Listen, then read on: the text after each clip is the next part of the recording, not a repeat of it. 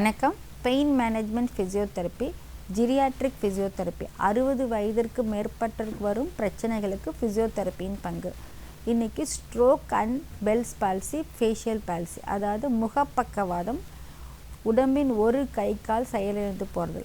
இந்த ஸ்ட்ரோக்குங்கிற ப்ராப்ளம் வந்து பல காரணங்களாக வருது. ஹை பிபினால் வரும், அதாவது மூளையில் இருக்கிற இரத்த குழாய் வெடித்து வரலாம், மூளையில் இருக்கிற இரத்த குழாயில் அடைப்பட்டு வரலாம். ஆர்த்ரோஸ்க்லரோசிஸ், அதாவது இரத்த குழாய்கள் சுருங்கி விடுற தன்மை இல்லாதனால இது வரலாம்.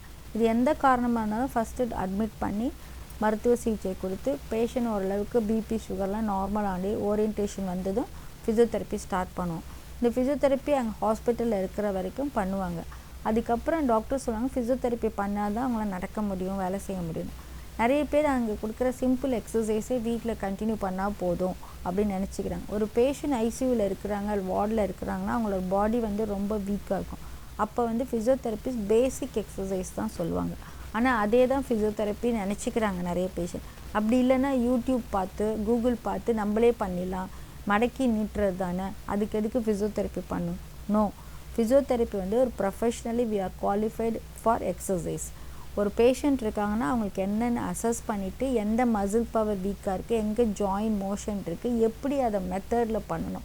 ஒரு எக்ஸசைஸ் பண்ணால் against gravity, towards gravity, short liver, long liver, இந்த மாதிரி நிறைய டெக்னிக்கல்ஸ் இருக்குது. ஸோ பார்க்குறதுக்கு ஈஸியாக மடக்கி நீட்டுற மாதிரி இருக்கும், ஆனால் அதில் நிறைய டெக்னிக்ஸ் இருக்கும்.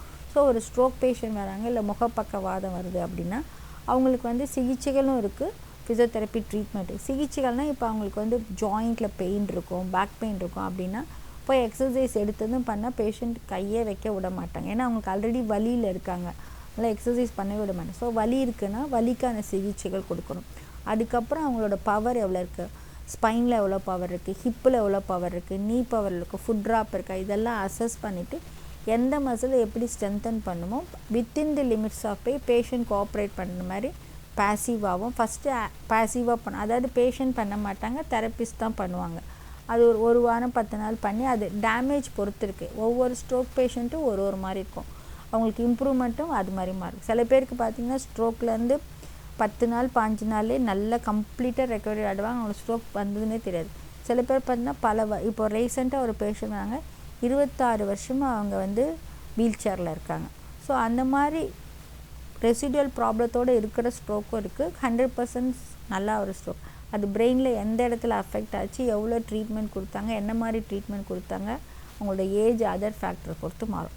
இப்போ ஃபிசியோதெரப்பி என்ன பண்ணுவோன்னா ஃபஸ்ட்டு வந்து பேசிவாக கொடுப்போம், கையால் மடக்கி நீட்டி தெரப்பிஸ்ட் தான் பண்ணுவாங்க வீட்டில் போய்ட்டு. அடுத்தது வந்து கொஞ்சம் இம்ப்ரூவ்மெண்ட் வந்தது அசிஸ்டடாக பண்ணுவாங்க. அசிஸ்டடாக பண்ணி ப்ரீத்திங் எக்ஸசைஸ், ஸ்ட்ரென்தனிங் எக்ஸசைஸ் இதெல்லாம் பண்ண பெட்ரிடனாக இருக்கிற பேஷண்ட் மெதுவாக டேர்ன் பண்ணி உட்கார வைப்போம். உட்காரதில் பேலன்சிங் எக்ஸசைஸ், உட்கார வச்சா ஒரு பக்கம் மசில் வேலை செய்யும், ஒரு பக்கம் மசில் வேலை செய்யும். நம்ம நேராக நிற்கணுன்னா 2 பக்கம் மசில்ஸும் ஸ்பைனல் கார்டை வந்து சப்போர்ட் பண்ணால் தான் நம்மளால் நேராக முதுகு தண்டு வரத்தை நேராக கிராவிட்டிக்கு அகெயின்ஸ்டாக நிற்க முடியும். நம்ம சாதாரணமாக நல்லா இருக்கோம், உட்காந்துருக்கோம் அப்படின்னு நினைக்கிறோம், இல்லை. ஒரு ஸ்ட்ரோக் பேஷண்ட்டை போய் நீங்கள் பார்த்தீங்கன்னா தான் அவங்க உட்கார வச்சோன்னா டக்குன்னு அப்படியே ஒரு பக்கமாக சாஞ்சிடுவாங்க. ஸோ அதுக்கு பேலன்ஸ்க்கு தலகாணிலாம் வச்சு சப்போர்ட் பண்ணி போர்டு வச்சு அவங்களுக்கு ட்ரைனிங் கொடுக்கணும். ட்ரைனிங் கொடுத்து அவங்களை ஃபஸ்ட்டு சிட்டிங்க்கு பேலன்ஸ் கொடுக்கணும். அதுக்கு என்னென்ன மசில்ஸை ஸ்ட்ரென்தன் பண்ணுமோ அதை ஸ்ட்ரென்தன் பண்ணும். சிட்டிங்லேருந்து அடுத்தது ஸ்டாண்டிங் வந்து எடுத்ததும் அப்படியே நிற்க முடியாது. அவங்களுக்கு வாக்கர் வச்சு இல்லை பார் வச்சு முட்டி வந்து நிற்க வச்சோன்னா முட்டி வந்து பெண்ட் ஆகிடும். ஸோ அதுக்கு சப்போர்ட் ஸ்ப்ளின்ஸ் வச்சு சப்போர்ட்டோடு அவங்கள நிற்க வைப்போம். நின்று பேலன்ஸ் வந்தப்புறம் ஆன் தி ஸ்பாட் மார்ச், அந்த இடத்துலையே மார்ச் பண்ணுற மாதிரி. அதுக்கப்புறம் சப்போர்ட் வச்சு ஒவ்வொரு ஸ்டெப்பாக நடக்கிறது, அப்புறம் குச்சி வச்சு நடக்கிறது, அப்புறம் தனியாக நடக்கிறது, அப்புறம் படி ஏறுறது, அப்புறம் எல்லாமே நார்மல் ஆக்டிவிட்டிஸ். ஸோ இதெல்லாம் வந்து ஒரு ஸ்டெப். இது எல்லாமே தேர்ந்த ஃபிசியோதெரபிஸ்ட் ஒரு 15-20 நிமிஷம் டெய்லி வீக்லியோ இல்லை கிளினிக்கோ வந்து பண்ணுறப்ப ஸ்ட்ரோக் பேஷண்ட் அவங்களோட அன்றாட வேலைகளை பண்ண முடியும். சில பேருக்கு 100% சரியாகும், சில பேருக்கு கொஞ்சம் பிரச்சனை இருக்கும். ஸோ இந்த ஸ்ட்ரோக்குக்கு வயதானவர்களுக்கு வர்றதுக்கு ரீஹாபிலிட்டேஷனுக்கு ஃபிசியோதெரப்பியில் வழி இருக்குது. நன்றி, வணக்கம்.